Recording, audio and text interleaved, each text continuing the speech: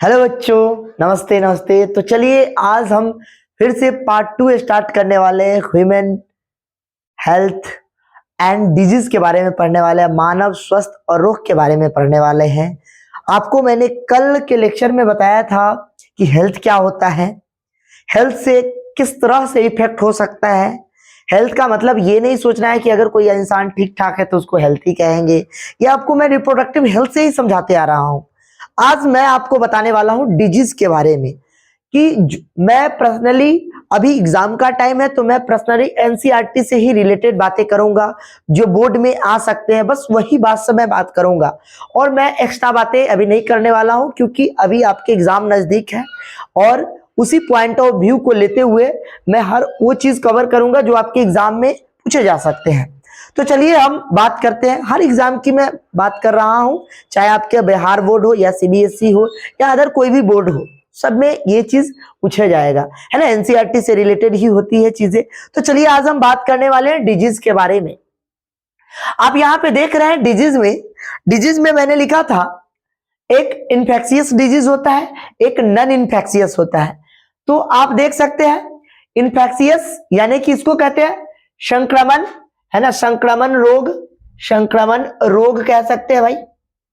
और ये क्या है, असंक्रमण रोग, नाम से ही सारा चीज पता चल रहा है। असंक्रमण रोग कह सकते हैं।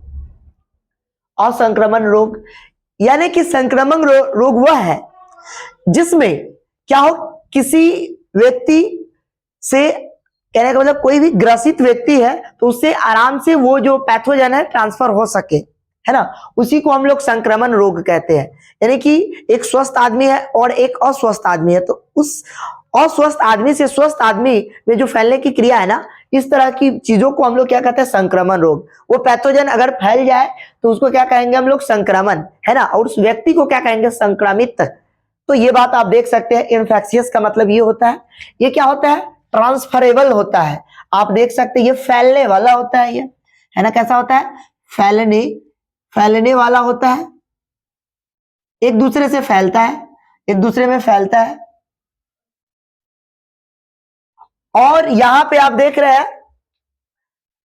मैं जरा सा ब्लैक पेन का यूज कर लेता हूं। देखिए यहां पे आप देख रहे हैं असंक्रमण, ये फैलने वाला नहीं होता है ना, ये फैलने वाला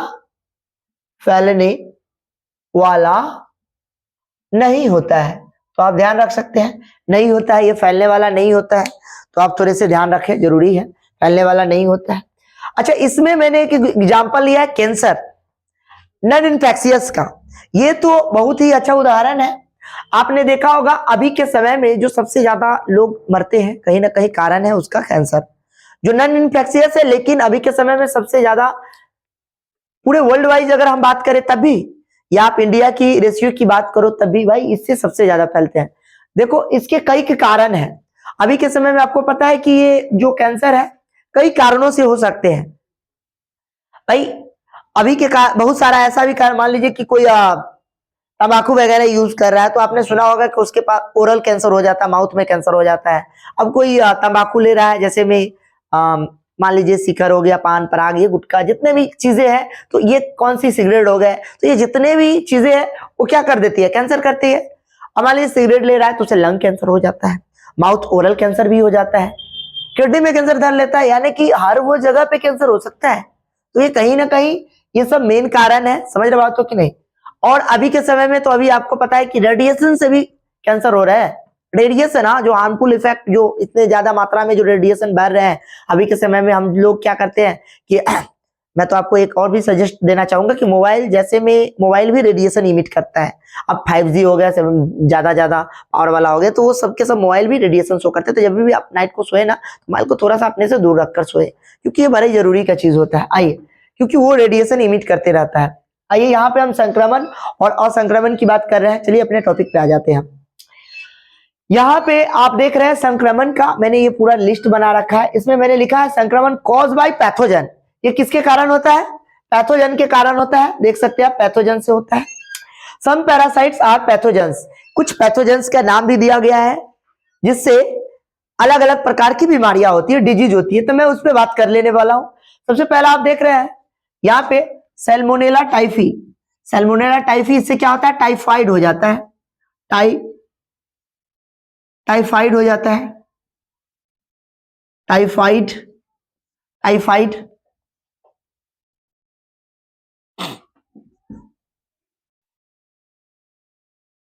टाइफाइड, इससे तो आप परिचित होंगे ही। आइए जरा सा हम टाइफाइड के बारे में कुछ बातें कर लेते हैं। टाइफाइड के बारे में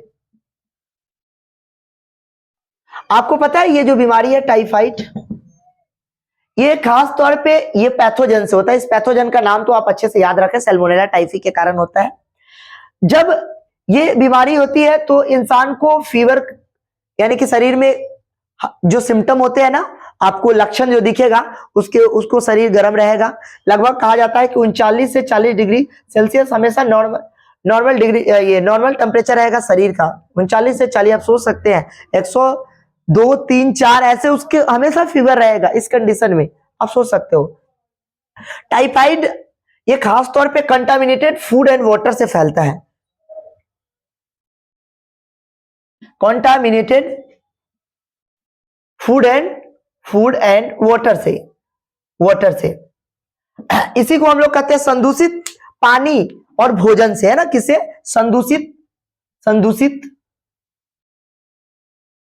संदूषित पानी और भोजन से संदूषित पानी और भोजन से फैलता है। तो ये आप ध्यान रख सकते हैं, संदूषित पानी और भोजन से फैलने वाली ये बीमारी है। चलिए अब अगर आप बात करते हैं इसके बारे में, कुछ चीज और भी जान लीजिए। ये इस समय अगर सिम्टम की बात करेंगे, लक्षण की अगर बात करेंगे, सिम्टम्स, तो इसके सिम्टम क्या है, कैसे आपको पता चलेगा कि ये टाइफाइड हो गया है?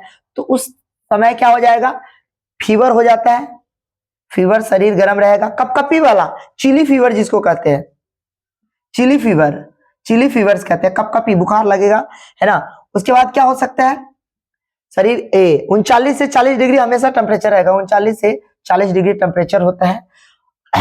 देखिए शरीर में दर्द करेगा, है ना, पेन करेगा, है ना, पेन, बॉडी पेन करेगा, बॉडी जो है शरीर आपका क्या करने लगेगा, पेन करने लगेगा, पेन, शरीर दर्द करता है, शरीर दर्द करने लगता है, माथे में चक्कर आने लगते हैं, माथे में पेट दर्द करने लगता है, ऐसी कुछ सिम्टम्स सब पाए जाते हैं। इसके सारे ये सब लक्षण हैं। एक चीज और आपको मैं बता दूं कि ये कैसा होता है, फैलने वाली बीमारी है। मैंने लिखा है ना, संक्रमण रोग है, ये फैलती है ना। किस चीज के कारण फैलती है आपको मैंने ये बता ही दिया। अच्छा, इसके लिए एक और इंपॉर्टेंट चीज है, वो जरा सा आप ध्यान रख सकते हैं कि भाई इसका चेकअप किस चीज के द्वारा किया जाता है। इसका जो जांच होता है ना, जांच क्या होता है, जांच, है ना। तो जो टेस्ट होता है, इसका टेस्ट की अगर आप बात कीजिएगा, टेस्ट, तो उसके लिए विडाल टेस्ट यूज किया जाता है। विडाल टेस्ट होते हैं, तो इससे पता किया जाता है, विडाल टेस्ट होते हैं। ये बड़ा इंपॉर्टेंट है, ये कई बार एग्जाम में बोर्ड में पूछ लिया गया है, तो यहां से आप ध्यान रख सकते हैं इस बातों को, विडाल टेस्ट होते हैं। चलिए अब हम बात करने वाले हैं कि इसमें कुछ कहानी मैं बताना चाहूंगा कि सबसे शुरू में जब शुरुआत हुई थी तो इसका पता कैसे चला था। एक औरत थी जो कुकिया थी, उनका नाम थोड़ा सा इसमें बात कर लेना जरूरी पड़ता है, क्योंकि टाइफाइड कहीं ना कहीं वही कैरियर रही है, ऐसा माना जाता है। उनको जो बीमारी है उसमें जो पैथोजन हो सकता है किसी के अंदर किसी के कारण आया होगा, ऐसा कुछ पता तो नहीं है। बट मैं आपको एक चीज बता दूं कि सबसे पहले जो एनसीईआरटी में जो डेटा दिया गया वो मैं आपको एक बार बता देता हूं। हो सकता है उसके शरीर में क्या था, पहले से वो पैथोजन अवेलेबल था, बट क्या करता था, उसको इफेक्ट नहीं करता था। मैरी मिलोन निक नाम एक औरत है जो कि जापान वगैरह की थी। वो क्या करती थी, कार्य से जो ना कुकिया थी, भोजन बनाकर लोगों को खिलाया करती। जैसे होटल में जाते हैं ना, तो भोजन परोस कर देता है, तो उसी तरह से वो भी क्या करती थी, लोगों को भोजन परोस कर देती थी और लोग खाया करते थे। तो जो भी उसके रेस्टोरेंट में या होटल में जाते थे, तो भाई वो आते थे तो उसको पता चलता था क्या कि मैं टाइफाइड पॉजिटिव हो गया हूं। तो लोगों ने वो सोचने लगे कि आखिर ये कैसे हुआ। तो पता चला कहीं ना कहीं कि जो मेरी मिलोन जो है ना, वो क्या है, उसके लिए वाहक है। उनको ये पैथोजन उनके शरीर में है, पर उनको कोई इफेक्ट नहीं कर रहा है, बट दूसरे लोगों को वही बीमारी, अलग अलग प्रकार की बीमारियां हो जा रही है। समझ बात हो ना। तो जब चेकअप किया गया तो उसमें पाया गया कि बात सही है, कहीं ना कहीं लोगों को वो फैला रही है पर उसको कुछ प्रभाव नहीं पड़ रहा। हो सकता है उसके बॉडी में या ब्लड में कुछ ऐसा एंटीजन या एंटीबॉडी रहा होगा जिसके कारण वो उससे प्रतिरक्षा करने की काम कर रही थी। समझ रहे हो, उसको कोई इफेक्ट नहीं हो रहा था। तो मैरी मिलोन्स का नाम लिया जाता है, तो थोड़ा सा फेमस है। तो आपसे अगर कोई पूछे कि बताइए कौन सी औरत है जिसका नाम है, तो कहिएगा मैरी मिलोन्स। निक नेम दिया जाता है मैरी मिलोन्स, याद रहेगा ना आपको। चलिए मैं नाम लिख दूं क्या, चलो लिख ही देता हूं, मेरी मिलोन, मेरी मिलोन्स नाम है इनका, है ना। ये टाइफाइड की वाहक है, टाइफाइड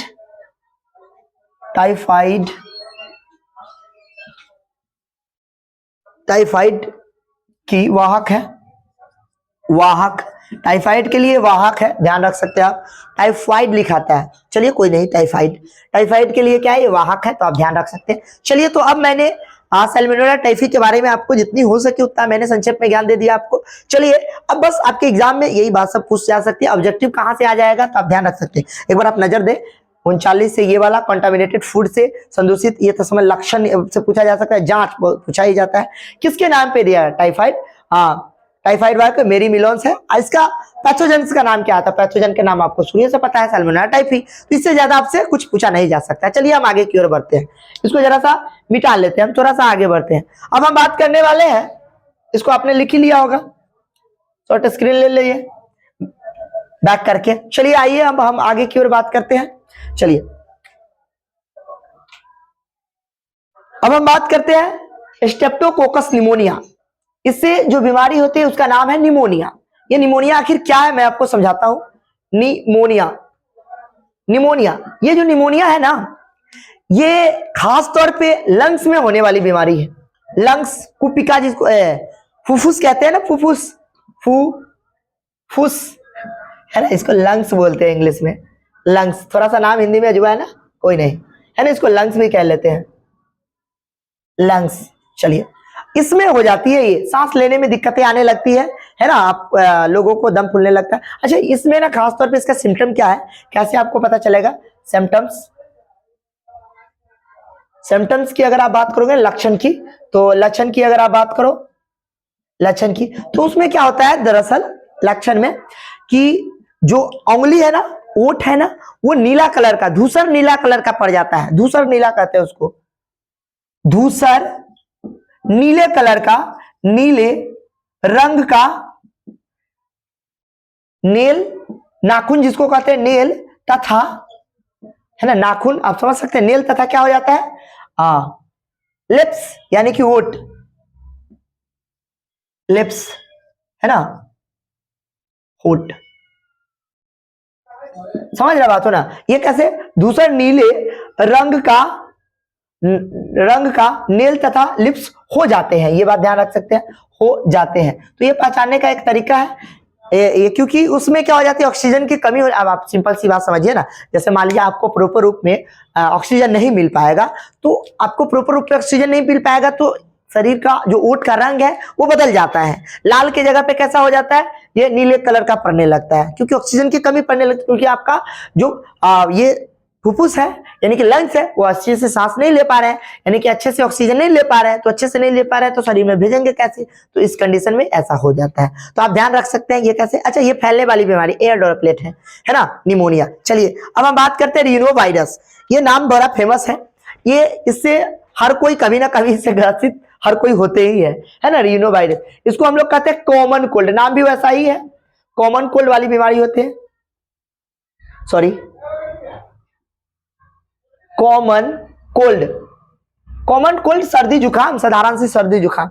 देखिए इसके पीछे कहा जाता है कि कोई दवाई की जरूरत नहीं होती, वैसे भी 7 दिन के अंदर में ही अपने आप ठीक हो जाता है।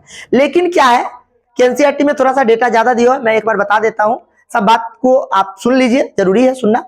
क्या है कि कहा जाता है कि जैसे मैं मान लीजिए कि किसी इंसान को ये रीनो वायरस शरीर में एंट्री कर गया, ठीक है, तो अगर जब वो छींकते हैं, समझ रहे बात हो ना, और जब छींकते हैं तो उस कंडीशन में भी कभी कभी क्या होता है, पैथोजन अगर सामने वाला कोई है ऐसा है, तो उस कंडीशन में भी दूसरे को भी ये चीज हो जाता है, बट घबराने की जरूरत नहीं, अपने आप ठीक हो जाता है। ये हर किसी को नॉर्मली हो ही जाता है। जैसे मान लीजिए कहा जाता है क्या, ये कोई बोतल हम यूज कर रहे हैं या कुछ कर रहे हैं, तो उससे हम उसको अगर हम टच करते हैं तो उससे के थ्रू भी अगर हम माउथ पे ऐसे करते हैं, समझ रहे बातों की नहीं, तो उसके थ्रू भी वो पैथोजन कभी कभी चला जाता है। आप कीबोर्ड यूज करते हैं, जैसे मान लीजिए आप पर्सनल यूज करते हैं, आप कोई और यूज किया, अगर उस वक्त तो कोई छींक रहा है, समझ रहे हो, तो उससे भी हाथ से आपने उस माउस को टच किया ना, उसके बाद आपने अपने चेहरे पे ऐसे फेरा, तो वो पैथोजन आपके माउथ के थ्रू या नाक के थ्रू किसी भी थ्रू वो जा सकते हैं, तो ऐसे भी हो जाते हैं। तो इससे घबराने की जरूरत नहीं, अपने आप 7 या 5 या 6 दिन में अपने आप ठीक हो जाएंगे, है ना। कॉमन कोल्ड, इसका नाम ही है, देख रहे हैं, कॉमन कोल्ड, साधारण सा सर्दी जुकाम है, ये कोई बड़ी बात नहीं है।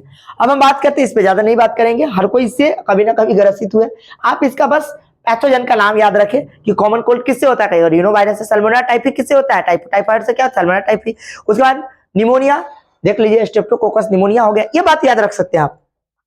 अब हम बात करते हैं एंटमीबा हिस्टोलेटिका के बारे में। ये आखिर किस तरह का पैथोजन है, इससे होता है एमेबियोसिस या डिसेंट्री, पेचिस। ये खास तौर पे जानते हैं किससे होता है, कॉन्टामिनेटेड फूड एंड वाटर से होता है। ये बड़ी इंपॉर्टेंट बात है, कॉन्टामिनेटेड फूड एंड वाटर। आपको रेड कलर से शायद नहीं दिख रहा होगा, मैं ब्लैक कलर से ही लिख देता हूं, कॉन्टामिनेटेड फूड एंड वाटर। तो ये आप ध्यान रख सकते हैं, फूड एंड वाटर से होता है, कॉन्टामिनेटेड फूड एंड वाटर से होता है। चलिए, कुछ बच्चे का कहना था सर आप प्योरली इंग्लिश में लिख देते हो, इसलिए मैं दोनों मिलाकर लिख रहा हूं ताकि आप लोगों को दिक्कत ना हो, समझना जरूरी है ना। कॉन्टामिनेटेड फूड एंड वाटर होता है, तो ये बात आप ध्यान रख सकते हैं। अच्छा, ये जो है खास तौर पे संदूषित जगहों वाली जगह से होता है। जैसे मान लीजिए कि इत्र तित्र अगर मल त्याग दिया गया तो उधर से मक्खी वगैरह इधर उधर जाती है, तो आपको पता है वैसे भी फैल जाता है। तो कहीं ना कहीं आप देख रहे हैं, इससे एमेबियोसिस हो जाएगा, डिसेंट्री हो जाएगा, इस तरह की बीमारियां हो जाती है। एस्कैरिस भी कुछ ना कुछ तरह से उसी तरह की कैटेगरी में आता है। ये दोनों के दोनों बीमारी, एस्कैरिस इससे हो जाता है, एस्कैरियसिस। ये इस कंडीशन में क्या हो जाता है, आपने बच्चे के केस में देखा होगा, ये खास तौर पे राउंड वॉर्म बोल रहे हैं, सॉरी, ये खास तौर पे आपको मैंने पढ़ाया था फाइलम किंगडम, याद है आपको, प्लेटियल में एस्की हेलमिंथिस, है ना, एस्की हेलमिंथिस नाम के जो पैथोजन होता है ना, पैरासाइट, उससे हो जाता है, पैरासाइट से होता है। तो ये चीज आप ध्यान रख सकते हैं, एस्की हेलमिंथिस नाम के जो पैरासाइट होते हैं उससे हो जाता है। तो ये खास तौर पे आपको याद रखना ही पड़ेगा। चलिए, अब हम बात करते हैं, ये सबके सब कॉन्टामिनेटेड फूड एंड वाटर, समझ रहे बात तो ना, उससे ज्यादातर फैलती है। आप अगर स्पाइसी फूड खा रहे हैं, खट्टा मीठा ज्यादा खा रहे हैं, या आप मान लीजिए मसालेदार भोजन ज्यादा यूज कर रहे हैं, तो उस कंडीशन में भी ये चीजें हो जाती है। या कच्चा बिना तले हुए चीज को खा रहे हैं, तो उससे ये खासतौर पे ये एस्कैरियोसिस हो जाता है। अब हम बात करने वाले हैं यहाँ पे उचरेचिया। तो जरा सा इसको हम एक बार मिटाएंगे, क्योंकि आपको हो सकता है नीचे वाला नहीं दिख रहा होगा, तो मैं ऊपर की ओर चलते हैं। चलिए ऊपर की ओर बताते हैं, आइए इसको जरा सा मिटा देते हैं, इसको आपने लिख लेना है। चलिए,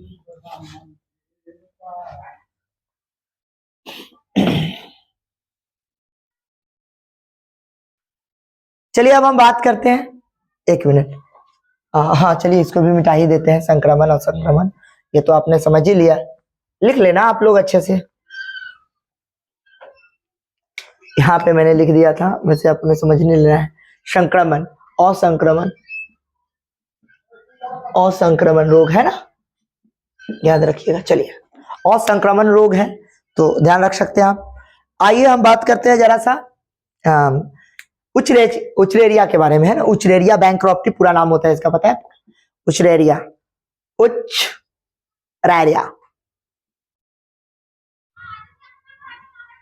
उचरेरिया। अच्छा, इसका पूरा नाम है उचरेरिया बैंक्रॉप्टी, है ना, बैंक्रॉप्टी। चलिए याद रखिएगा, ये खास तौर पे कौन सी बीमारी करवाती है जानते हैं, एलिफेंटिएसिस। अच्छा, जिसको हम लोग कहते हैं हाथी पांव, या इसी को आप कह सकते हैं फ्लेरिया। यहाँ पे मैं लिख देता हूं और करके, फ्लेरिया लिख सकते हैं आप, है ना, FAILARIAS, फलेरिएसिस, हाँ चलिए फलेरिएसिस कह सकते हैं, फलेरिया कह लीजिए, फलेरिया, है ना। अच्छा देखिए, यहाँ पे मैंने फलेरिया लिख दिया। एलिफेंटिएसिस का मतलब होता है हाथी पांव, हाथी पांव हो जाता है, हाथी पांव, लिख सकते, यानी कि ये जो पैर है ना एकदम हाथी की तरह दिखने लगे, एकदम मोटा हो जाएगा। समझ रहे हो तो नहीं? इस कंडीशन में ये खास तौर पे जो है ना एक कहा जाता है मच्छर के काटने से होता है ना, बाइट, मस्क्यूटो बाइट के काटने से होता है, मस्क्यूटो बाइट। मस्क्यूटो बाइट एक मच्छर है जिसका नाम है, कौन सी मच्छर जानते हैं आप लोग? नाम बता सकते हैं? बताइए कौन सी मच्छर? क्यूलेक्स। अच्छा, मैं 3 मच्छर के बारे में पर्सनली बताऊंगा जो एनसीईआरटी में दिया हुआ है, शायद आपको काम ही आएगा। सबसे पहला, ये तीनों आप एकदम याद ही रखे, एकदम रट के रखे, जरूरी का चीज है। चलो मैं सारा चीज लिख देता हूँ, मैंने बात कर ही ली है तो चलिए बात कर लेते हैं। सबसे पहला जो मच्छर है एडीज। एडीज, इससे आपको एडी जो मस्क्यूटो है, हाँ जितने भी मच्छर है वो फीमेल मस्क्यूटो ही होगी, ये याद रखिएगा। कौन सी मस्क्यूटो है? फीमेल। मैंने यहाँ पे सिंपल लिख दिया, आपको पता है ये फीमेल का संकेत है, फीमेल, फीमेल है ना, फीमेल मस्क्यूटो। क्योंकि आपको पता है ना खून चूसने का काम कौन करती है? फीमेल। ऐसा नहीं है भाई। चलो यहाँ पे, चलिए आइए देखिए यहाँ पे, तो ये आप देख सकते हैं। चलिए फीमेल है, फीमेल फीमेल पे, हाँ मेल मच्छर नहीं करते हैं, मेल मच्छर नहीं करते हैं, फीमेल फीमेल फीमेल। चलो तो आगे की ओर हम चलते हैं। फीमेल, ये मस्क्यूटो का नाम मॉस्क्यूटो, मॉस्क्यूटो, यहाँ पे आप ध्यान रख सकते हैं। एडिस, एडिस मस्क्यूटो क्या करता है? डेंगू, डेंगू है ना, डेंगू, डेंगू, डेंगू करता है, डेंगू है ना। एडिस, एडिस, लो भाई लो, आपको हिंदी में मैं लिख दे रहा हूं एडिस। दूसरा नंबर वाला, एडिस के बाद क्या है? एनोफ्लिज है, एनोफिलीज, एनोफ्लिज। एनोफ्लिज क्या करता है पता है आपको? मलेरिया,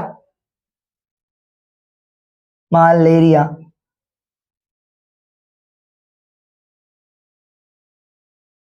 मलेरिया जो भी है, मलेरिया है ना, मलेरिया करता है ना, रिया। ओके, तीसरा नंबर वाला है एनोफ्लिज है ना। तीसरा वाला जो है जिसका नाम है क्यूलेक्स, यही ये क्यूलेक्स, क्यूलेक्स मस्क्यूटो है। यही मस्क्यूटो को हम लोग सैंड फ्लाई भी कहते हैं। कौन सा फ्लाई? सैंड फ्लाई के नाम से जाना जाता है, सैंड फ्लाई। यही मच्छर जब काट लेगा ना तो आपको ना फलेरिया हो जाएगा। ये मस्क्यूटो, ये मस्क्यूटो, हाँ क्यूलेक्स, क्यूलेक्स मस्क्यूटो, सब मस्क्यूटो ही है। ये भी मॉस्क्यूटो, क्यूटो, मॉस्क्यूटो है। तो ये क्या हो जाएगा आपको? फ्लेरिया, फ्लेरियसिस कर देगा, फ्लेरियसिस हो जाता है, इससे फ्लेरिया हो जाता है, फ्लेरियसिस या फ्लेरिया कह लीजिए। तो ये आप तो भाई एकदम वीवीआई समझ के चलिए, यहाँ से तो आना ही है, एक नए क्वेश्चन आना है यहाँ से, तो आप इसको एकदम दिमाग पे रखिए एकदम बढ़िया से। तो आपको समझ में आ गया। अच्छा मैं आपको एक बात बता दूं, आपने शायद एनसीईआरटी में फिगर भी देखा होगा कि ये एक फ्लेरियल पर्सन है जिनको फ्लेरिया एक्यूलेक्स मस्क्यूटो जब काटता है तो देखिएगा क्या होगा कि स्टार्टिंग पॉइंट जो है ना नीचे वाले पैर से होता है, वो भी खासतौर पे लेफ्ट पैर में ज्यादा इफेक्ट करता है। लेफ्ट पैर से कहीं भी हो सकता है, उससे दिक्कत की बात नहीं, लेकिन खासतौर पे ज्यादातर मच्छर कहाँ काटते हैं? लिम्स में, पैर यानी हैंड लिम्स में, नीचे वाले पैरों में काटेंगे। तो उस कंडीशन में देख लीजिए क्या होता है कि स्टार्ट कहाँ से, आपने ज्यादातर केस में देखा होगा कि पैर, ज्यादातर आपने देखा होगा कि लोगों का पैर फूला रहता है ना, हाथ ने नहीं देखा है धीरे धीरे। लेकिन ये बात याद रखिएगा कि वो नीचे से धीरे धीरे धीरे फूलते फूलते कहां तक चला आएगा जानते हैं? जनन्य अंग, यानी कि मान लीजिए मेल के केस में आपने देखा होगा तो वो धीरे धीरे वो फूलते फूलते ना ये पूरे लेफ्ट ऑर्गन ना पूरे इफेक्ट कर जाते हैं। आप एनसीईआरटी में देखिएगा, बड़ा ही वो फिगर बना हुआ है, तो कहीं ना कहीं वो दिखाया हुआ है कि पैर किस तरह से हाथी पांव की तरह एकदम बन गया है। और आप अगर उसमें पिंच बोएंगे ना तो उसमें से पानी निकलेगा, सही बात तो नहीं? क्या निकला? पानी, उसमें पानी भर जाता है जिसके कारण वो और फैल जाता है और उसमें थोड़े थोड़े दर्द होने लगते हैं, इस तरह से चीजें होने लगती है। और अगर समय रहते हुए अगर उसका इलाज नहीं कराओगे तो वो हद से ज्यादा बढ़ जाएगा, फिर उसको कंट्रोल करना भी बड़ा मुश्किल हो जाता है, फिर ठीक भी नहीं होगा। तो ऐसा चीज होता है। चलिए आइए तो आगे की ओर हम चलते, ऐसा नहीं बोल रहा हूँ कि नहीं ठीक होगा, समय रहते हुए अगर आपको उसको थोड़ा सा ट्रीटमेंट करवाइएगा तो ठीक भी हो जाता है, कोई दिक्कत की बात नहीं है। चलिए आइए देखिए, तो ये सारी चीजें हैं। अब हम बात करने वाले हैं माइक्रोस्पोरम यानी कि रिंग वर्म के बारे में। जरा सा इसको हम मिटा देते हैं, अब हम रिंग वर्म के बारे में बात करने वाले हैं। चलिए इसको मिटा देते हैं, आपको समझ में आ गया होगा चिलेरिया के बारे में अच्छे से। चलिए अब हम बात करते हैं, गिर गया, चलिए कोई बात नहीं। अब देखिए यहाँ पे माइक्रो माइक्रो स्पोरम, माइक्रोस्पोरम है। उसके बाद क्या है, इपीडर्मेफाइटोन है, इपीडर्मोफाइटोन है, इपीडर्मोफाइटोन है, या ट्राइकोफाइटोन है। माइक्रोस्पोरम हो गया, इपीडर्मेफाइटोन है, या ट्राइकोफाइटोन हो गया। तो ये आप देख सकते हैं, ये तीनों के तीनों ना क्या है, ये रिंग वॉर्म है। कौन सा वॉर्म है, रिंग वॉर्म, रिंग वॉर्म है ना। देखिए यहाँ पे आपको पता है, इसी को हम लोग हिंदी में कहते हैं दाद खाद खुजली, नाम तो सुना होगा। ये इंपोर्टेंट नाम है, आप याद रखिए, माइक्रोस्पोरम, इपीडर्मेफाइटोन, ट्राइकोमेफाइटोन। तो ये तीनों नाम आपको याद ही रखने हैं। वैसे ही जैसे मैं आपको अभी बता रहा हूं, ये बोर्ड में आने की संभावना यहाँ से ऑब्जेक्टिव में बहुत ज्यादा है। तो मैंने वही डेटा यहाँ पे लिखा है जो आपके एनसीईआरटी में दिया है, उससे बाहर मैं नहीं अभी पढ़ा हूं, क्योंकि मैं जान रहा हूं अभी एग्जाम का टाइम है, ज्यादा नहीं पढ़ना है। बस जो एनसीईआरटी में दिया उस चीजों को आप याद कर लो, काफी है। समझे बात हो कि नहीं। आप उतना भी अगर कर लेते हो तो आराम से आप 90+ नंबर ला सकते हो, है ना। अब अभी आप मान लीजिए कि लास्ट समय में आप मेहनत कर रहे हो, तो मैं कम से कम तो कह सकता हूं कि आप उतना कर सकते हो, अगर आप ढंग से मेरी चीजों को पर्सनली अगर आप करते चल रहे हो तो। आप समझ रहे बात हो ना, कम से कम आप 80-85+ तो जाओगे ही। समझ रहे बात हो ना। तो इस तरह से मैं जैसे बता रहा हूं वैसे आप करो, तब नहीं करोगे तो भाई प्रॉब्लम हो सकता है। चलिए आप यहाँ देखिए, रीनो वायरस हो गया, प्लाज्मोडियम हो गया, इंटरमेवा हो गया, एस्कैरिस हो गया, उचले, इस सारी चीजें हैं। चलिए अब हम रिंग वर्म की बात करिए लिए। तो आपको पता है रिंग वर्म में आपने देखा होगा कि स्किन पे कैसा गोल गोल कलर का हो जाता है ना। अलग अलग वेराइटी के ये भी होते हैं, दाद अलग होता है, खाज अलग होता है, खुजली अलग होता है। तीनों की वैरायटी होती है। जब आप डॉक्टर को दिखाओगे तो देखकर और उस हिसाब से आपको दवाइयां दे देंगी, तो आपको कहीं ना कहीं ठीक हो जाएंगी। कभी कभी किसी पेशेंट को अगर ऐसा हो जाता है तो परेशान रहते हैं, लगाना कोई और दवाई लगा कोई और रहे होते, तो इससे जल्दी ठीक नहीं हो पाती है। और अभी के समय में ये प्रॉब्लम बहुत कॉमन प्रॉब्लम है, कोई बड़ी बात नहीं है। समझे बातों कि नहीं, ज्यादातर फैल जाता है ये चीज, है ना, आपकी असावधानी के कारण। एड्स के बारे में अब हम जरा सा बात करते हैं। एड्स, आपको पता है एड्स क्या है। अच्छा, ये मैं जितना भी बोल रहा था, सल्मोनेला टाइफी, स्ट्रेप्टोकोकस, ये सब के सब बैक्टीरियल डिजीज है। ये देख लो आप, ये रीनो वायरस है तो वायरस होगा ना, प्लाज्मोडियम। अच्छा, उचरेरिया हो गया, कुछ माइक्रोस्पोरम, तो ये तो रिंग वर्म हो गया, तो ये तो फंगल डिजीज हो गया। ये कैसे डिजीज है, कुछ बच्चे का दिमाग में आ गया सर ये कौन डिजीज है, ये फंगल डिजीज कहेंगे, ठीक है। अब देखिए ringworm, fungal disease. AIDS क्या है सर, ये वायरल है, VIRUS, वायरल डिजीज है, वायरल डिजीज। तो ये भी आप ध्यान रख सकते हो। ये कैसा है, तो मैं बैक्टीरियल हो गया। ये कैसा है, ये भी बैक्टीरियल हो गया, है ना, बैक्टीरियल हो गया, तो ध्यान रख सकते हैं। जीवाणु रहित। यहाँ देखिए रीनो वायरस है तो वायरल होगा। प्लाज्मोडियम तो देख रहे हैं। अच्छा, प्लाज्मोडियम वाला छूट गया है बीच में ना। चलिए प्लाज्मोडियम के बारे में भी हम बात कर लेते हैं। यहाँ पे थोड़ा सा रह गया प्लाज्मोडियम वाला, इस पे हम बात कर लेते हैं, लास्ट में हम उसी पे काम करेंगे। अब देखिए एड्स के बारे में हम बात कर लेते हैं। एड्स का नाम फुल फॉर्म तो आप लोग जानबे करते, जानना जरूरी भी है। आगे हम एकदम बढ़िया से पढ़ाने वाले हैं एड्स के बारे में, तो आप चिंता मत करो, एकदम बढ़िया से पढ़ाएंगे। ये वायरल डिजीज होता है, ये जान लो आप, है ना। एक्वायर्ड इम्यूनो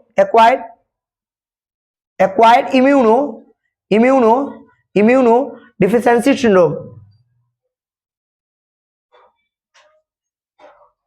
सिंड्रोम होता है, सिंड्रोम के नाम से जानते हैं। फुल फॉर्म आपको आना ही चाहिए। सिंड्रोम होता है डिफिशियंसी सिंड्रोम है, तो आप ध्यान रख सकते हो। अच्छा, इसमें HIV वायरस होता है, कौन सा, ह्यूमन इम्यूनो वायरस, जिसको क्या कहते हैं, ह्यूमन इम्यूनो वायरस। चलिए अब हम इसके बारे में एकदम डिटेल में पढ़ेंगे, आप चिंता नहीं कीजिए, एकदम डिटेल में पढ़ेंगे, अच्छे से पढ़ेंगे, है ना। इसके लिए सेपरेट हम वीडियो बना देंगे। चलिए अब हम थोड़ा सा बात कर लेते हैं प्लाज्मोडियम के बारे में। चलिए तो हम थोड़ा सा बात करते हैं प्लाज्मोडियम पे। चलिए इसको मिटा देते हैं, 1 मिनट रुक जाइए। चलिए, गिर गया था ना नीचे, चलिए आइए।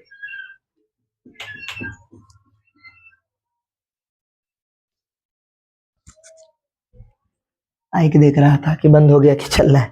चलिए अब हम स्टार्ट करते हैं, इसके बारे में बात करते हैं। प्लाज्मोडियम, देखिए प्लाज्मोडियम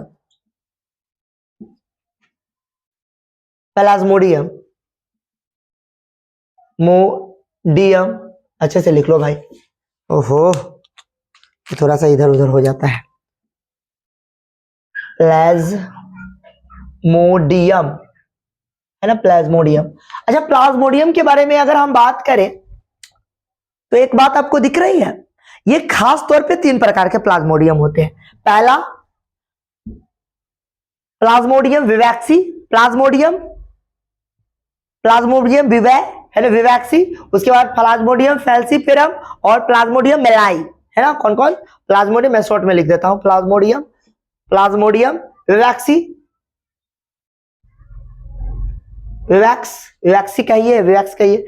एक और होता है प्लाज्मोडियम, प्लाज्मोडियम, चलिए प्लाज्मोडियम, प्लाज्मोडियम विवैक्स, मेलाई, मेलालाई, मेलाई जिसको कहते हैं ना। एक और होता है तीसरा नंबर वाला Plasmodium, Plasmodium, Plasmodium falciparum, falciparum most notorious होता है ना। ये बात देख लीजिए, इसी को कहेंगे प्लाज्मोडियम, प्लाज्मोडियम शॉर्ट में मैं लिख देता हूं, है ना, विवैक्सी।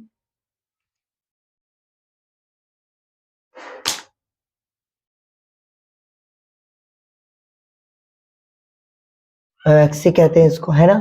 या प्लाज्मोडियम, प्लाज्मोडियम क्या इसको कह लेंगे, मेलाई, मेलाई, मेलाई कहिए। या Plasmodium falciparum, falciparum, perm, falciparum खतरनाक होता है ये खतरनाक होता है, ये सबसे खतरनाक स्टेज आता है, समझे बातों कि खतरनाक स्टेज है ये।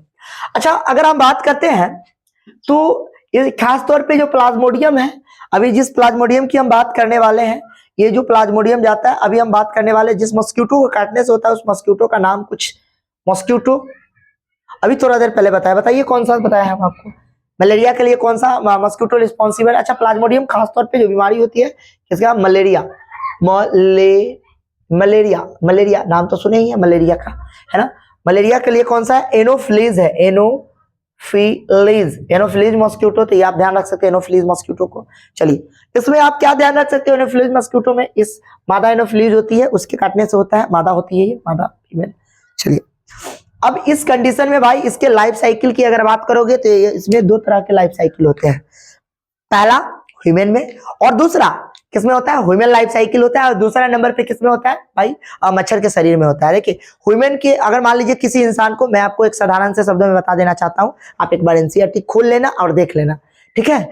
एनसीईआरटी में हर चीज दिया हुआ है, फिगर के माध्यम से बताया हुआ है, तो एक बार देखना। मैं एक बार समझा देता हूं, मान लीजिए कि किसी इंसान को पहला बार मच्छर काटा, सपोज दैट काट लिया, अब वो इंसान को काटा, तो अब भाई काटा तो उसके सेल में, उसके जो माउथ में क्या थे, ये थे प्लाज्मोडियम थे, जहां से वो ब्लड को सक कर रहा है मच्छर, उसके पिंच में क्या थे, प्लाज्मोडियम थे। जैसे मान लीजिए कि मैं यहाँ पे एक मच्छर बना रहा हूँ, ज्यादा बड़ा बन गया, चलिए आप कीजिएगा, थोड़ा सा फिगर बनाएंगे। अच्छा चल, अरे यार गिर क्यों जा रहा है भाई,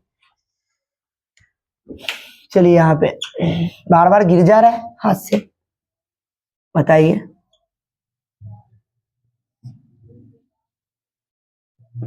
यहां देखिए, यहां देखिए, ये मच्छर नहीं लग रहा है ना, ओहो क्या बन गया। अच्छा चलिए, अब बनाते अच्छे से बनाते, थोड़ा कुछ और बन गया था,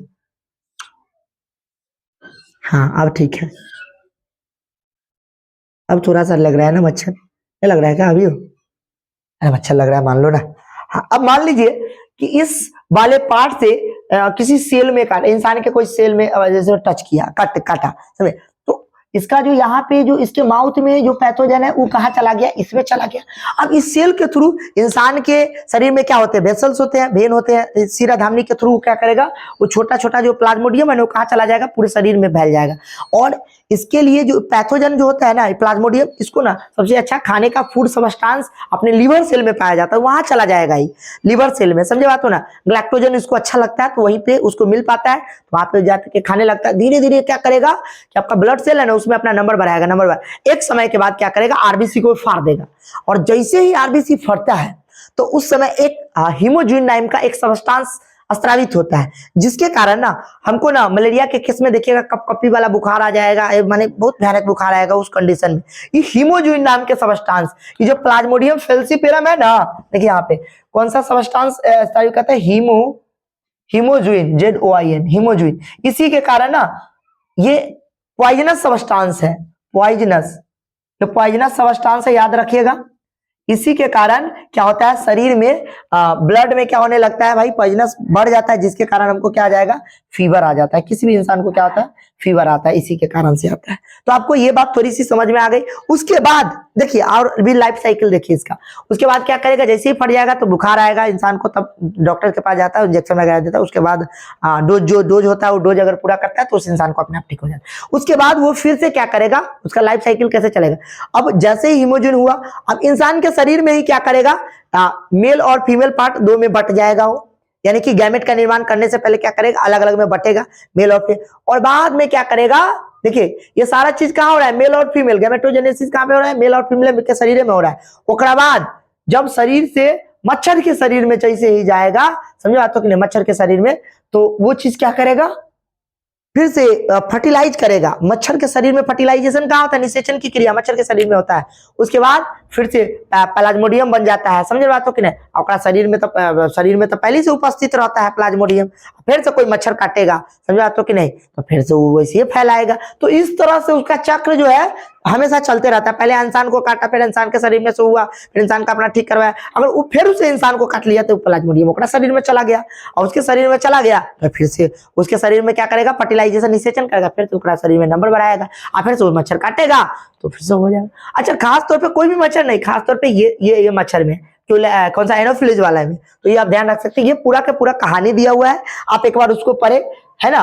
तो मैंने आपको बता दिया है कि क्या है, कब बुखार आएगा, तो ह्यूमेजिन नाम का एक सब्सटेंस होता है, प्लाज्मोडियम 3 प्रकार के होता है, फैल्सी विवैक्सी मेलाई और फैल्सीफोरम, ये सबसे खतरनाक होता है, स्टेज होता है। तो ये सारी बातें मैंने आपको बता दिया है, आप अच्छे से इस चीजों को करो। अब हम बात करने वाले हैं थोड़ा सा इम्यूनिटी के बारे में, तो चलिए थोड़ा सा कर ही लेते हैं ताकि सही रहेगा आपको, है ना। चलिए थोड़ा सा हम बात कर लेते हैं इम्यूनिटी पर भी, इसको जरा सा मिटा देते हैं। देखिए अभी एग्जाम का टाइम है, थोड़ा सा तो मेहनत करना पड़ेगा आपको, है ना, जरूरी भी है, और नहीं करोगे तो अब थोड़ा थोड़ा पढ़ाए तो थोड़ा सा जान रहे कि सिलेबस भी तो थोड़ा सा बड़ा है ना, तो करना तो पड़ेगा ना मेहनत। चलिए आइए अब हम पढ़ाते हैं आपको इम्यूनिटी। चलिए 1 मिनट, जरा सा देख लूं। चलिए ठीक है, कोई दिक्कत नहीं है, बस मैं कैमरा को दिख रहा था, क्या है कि कभी कभी बंद हो जाता रहता है, फिर पूरा मेहनत बेकार हो जाता है। चलिए अब आगे की ओर चलते हैं, हम बता रहे हैं आपको किसके बारे में, इम्यूनिटी के बारे में। आइए हम इम्यूनिटी पे बात करते हैं। इम्यूनिटी क्या होता है, इसी को हिंदी में कहते हैं प्रतिरक्षा। प्रतिरक्षा, अच्छा चलिए, ये प्रतिरक्षा जो होता है ना, खास तौर पे होता क्या है, पहले तो आपको ये बता दें कि प्रतिरक्षा क्या है, उसके बाद हम एकदम बढ़िया से इसको पढ़ने वाले हैं। इसका जरा सा हम आपको परिभाषा लिख देते हैं। इसके बिना हमारा शरीर अधूरा है, बेकार सा है ना। अगर प्रतिरक्षा नहीं होगा तो भाई सिंपल सी बात है, हमारे शरीर में जो है ना बहुत प्रकार की बीमारी हो जाएगा और हम जी नहीं पाएंगे। ये हमारे शरीर में जो प्रतिरक्षा है वही हमें बचाने का काम करता है, प्रतिरक्षा। Ability of host to fight the, क्या लिखिएगा, ability of host to fight, ability of host to fight the disease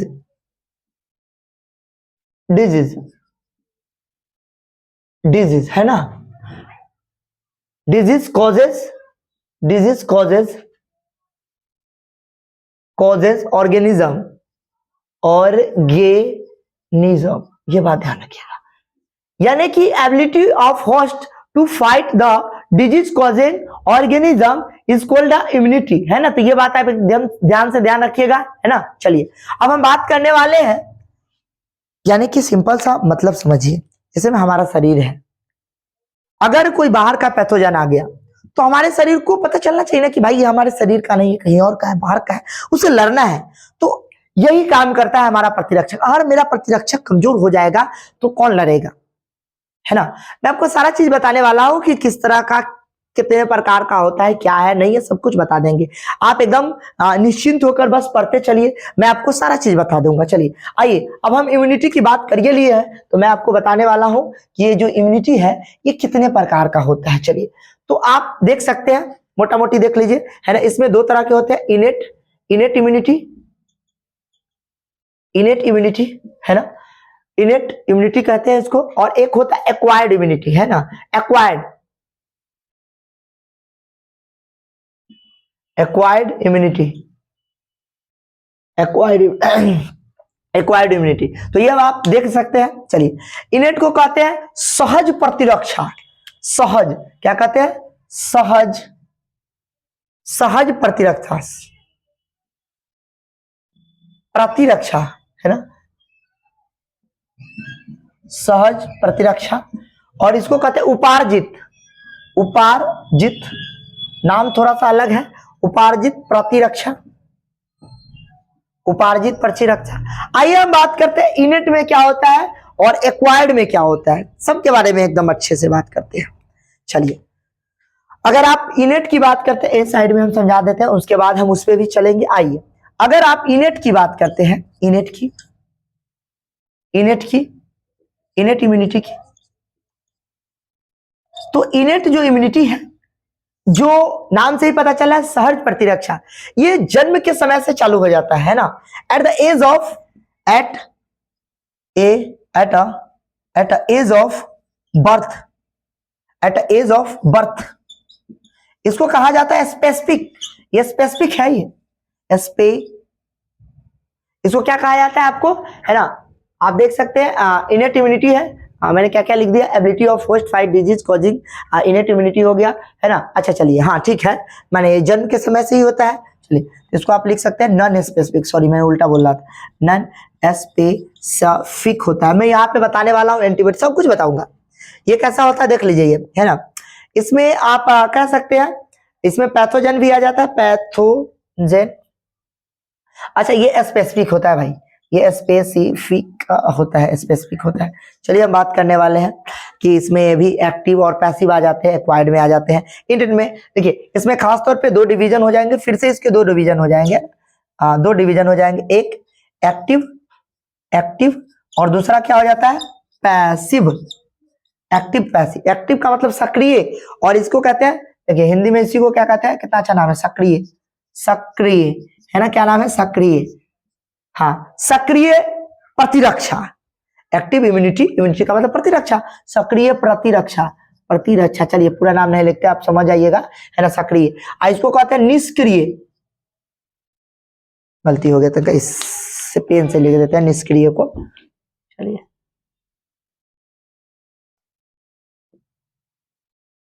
निष्क्रिय है ना, तो देख सकते हैं निष्क्रिय, है ना, सक्रिय हो गया, निष्क्रिय हो गया। चलिए, हम इसमें भी बात करेंगे कि एक्टिव में नेचुरल कौन है, दोनों में नेचुरल और आर्टिफिशियल होता है, मत सोचिएगा। में फिर आ जाएगा आपका, जानते हैं, नेचुरल, नेचुरल यानी कि प्राकृतिक, दिख रहा होगा आपको नीचे, अच्छा मैं देख लेता हूं, प्राकृतिक, प्राकृतिक इम्यूनिटी वाला आ जाएगा, और आर्टिफिशियल भी आ जाएगा, आर्टिफिशियल, आर्टिफिशियल, है ना। अब यहां पे आ जाएगा आपको पैसिव में भी दोनों आ जाएगा, इसमें भी दोनों आ जाएगा, देख सकते हैं आप, है ना, नेचुरल, नेचुरल, और क्या आ जाएगा, आर्टिफिशियल, दोनों आ जाएगा। थोड़ा सा नीचे आपको नहीं दिख रहा, अच्छा मिटा के मैं यहाँ पे लिख दूंगा, आपको मोटा मोटी समझ में आ रहा है, एक मिनट, हाँ दिख रहा है, एकदम दिख रहा है, बढ़िया है। चलिए, तो आपको एकदम बढ़िया से दिख रहा होगा। चलिए, यहाँ पे मैं क्या बोल रहा हूँ, इनेट इम्यूनिटी के बारे में जरा सा मैं बता रहा हूँ। चलिए, अब मैंने कहा ना, ये नॉन स्पेसिफिक हो गया, आपको मोटा मोटी समझ में आ गया कि कौन सी क्या है। चलिए, हम पढ़ाने कैसे वाले, वो आपको समझ में आ गया। अब हम इनेट इम्यूनिटी की बात करते हैं। आपको मैंने कहा ना, ये जन्म के समय से ही स्टार्ट हो जाता है ना। और इम्यूनिटी का मतलब ability of host fight the disease causing organism, इसी को कहते हैं हम लोग इम्यूनिटी, प्रतिरक्षा। चलिए, इनेट इम्यूनिटी में जो है, इसके मुख्य रूप से, है ना, it is 4 types, it is 4 types of, ऐसे लिखिए, it is 4 types of barrier, if it is 4 types, it is 4 types of barrier. इसमें 4 प्रकार के बैरियर होते हैं। 4 प्रकार का कौन कौन सा होता है, एक बार देख लीजिए आप। चलिए, हम दूसरे कलर के पेन से लिख देते हैं।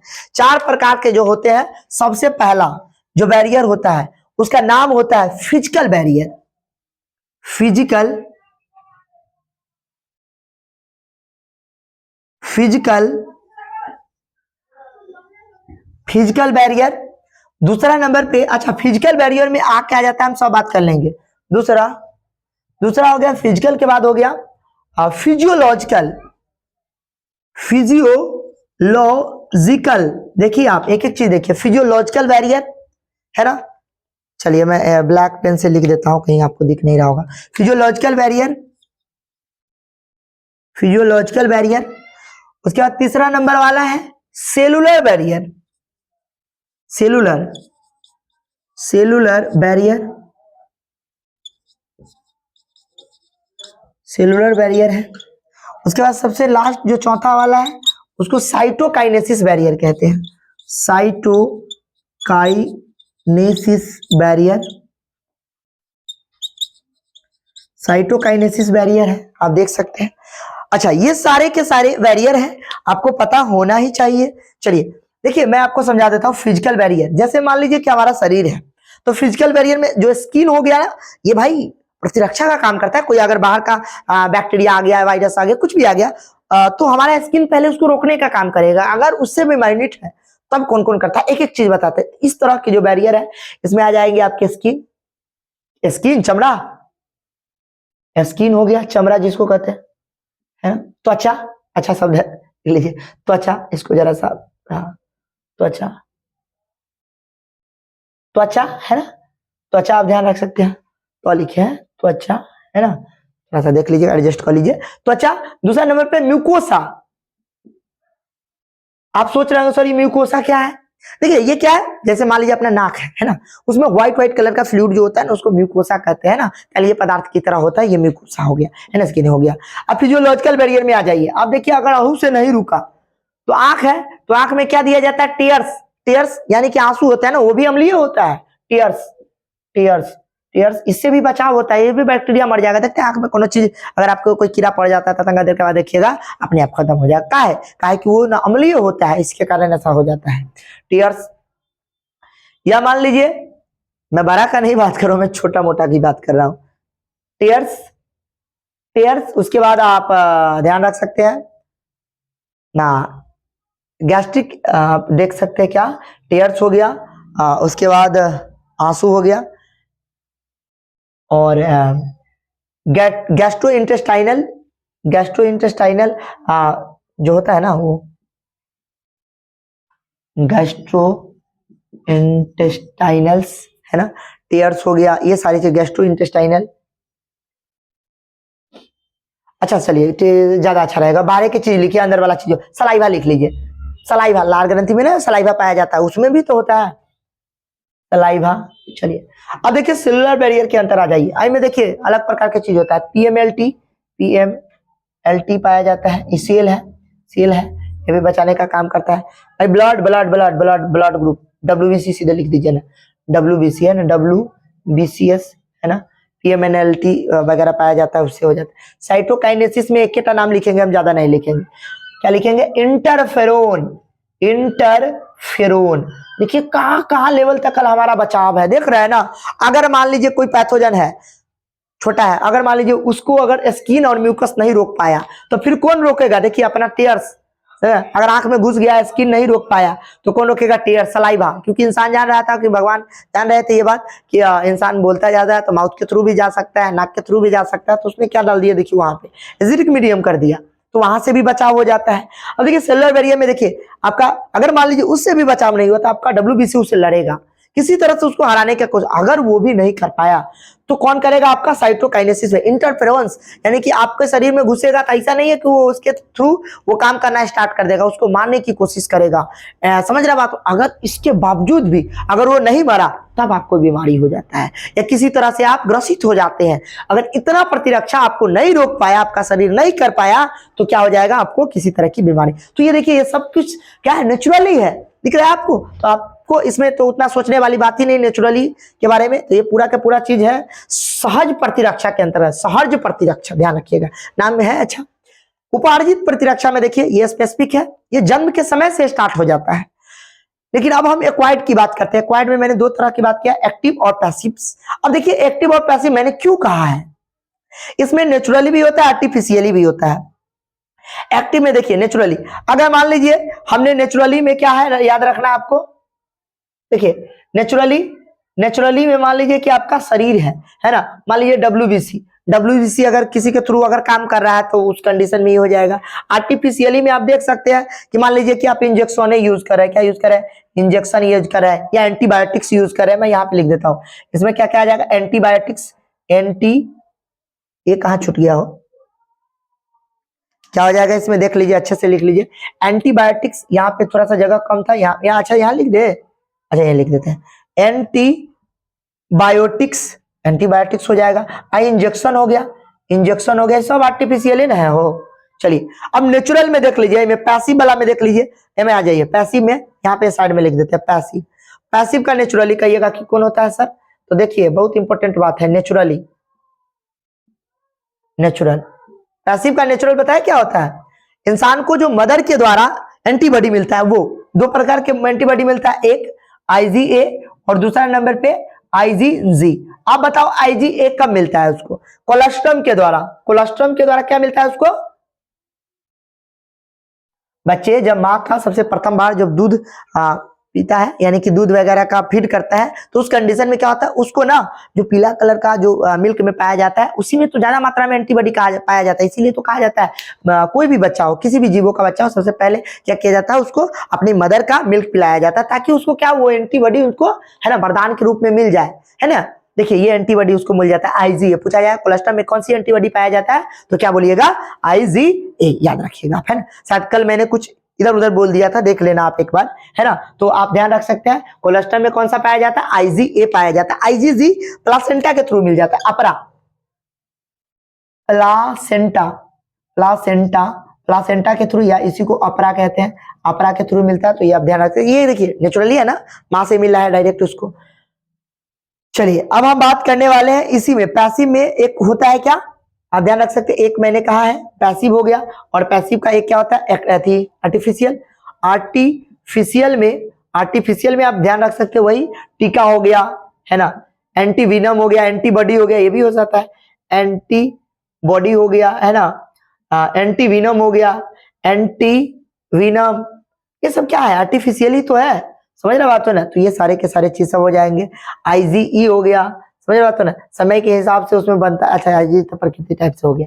तो ये सारे के सारे एंटीबॉडी है, तो मैंने आपको एकदम बेहतरीन तरीका से बता दिया। मैं आपको बाद में ये भी बताऊंगा कि पैसिव इम्यूनिटी के अंतर्गत ना दो तरह के रिस्पॉन्सेज होते हैं, है ना। प्राइमरी रिस्पॉन्सेज क्या होता है, सेकेंडरी रिस्पॉन्सेज क्या होता है। अगर मान लीजिए किसी के शरीर में जो सबसे पहला बार जो अगर कोई एंटीजेन अगर एंट्री करता है, तो उस वक्त मान लीजिए उसके रिस्पेक्ट में अगर हमारा शरीर क्या कर लिया, एंटीबॉडी तैयार कर लिया, तो दूसरा बार अगर हमारे शरीर में जैसे ही एंट्री करेगा तो उसको उतना ही स्पीड से खत्म कर देगा। तो इसी को कहते हैं इम्यूनिस्टिक रिस्पॉन्स, है ना, क्विक रिस्पॉन्स, बहुत जल्दी। पहला बार वो प्रोसेस बहुत स्लो होता है, दूसरा बार ना बड़ी फास्ट प्रोसेस होता है, इसी को हम लोग कहते हैं एनिमिनिस्टिक रिस्पॉन्स। ये NCERT का है, तो ये बात ध्यान रख सकते। एनिमिनिस्टिक का मतलब होता है क्विक रिस्पॉन्स, जितना तेजी से हुआ है उससे तेजी से उसको उड़ा देना, खत्म कर देना, इनकाउंटर कर देना, इसी को कहते हैं इनामिनिस्टिक रिस्पॉन्स, ठीक है। उसके बाद मैं आपको बताऊंगा इसमें कि हमारे जो अलग अलग लिम्फोसाइट होते हैं,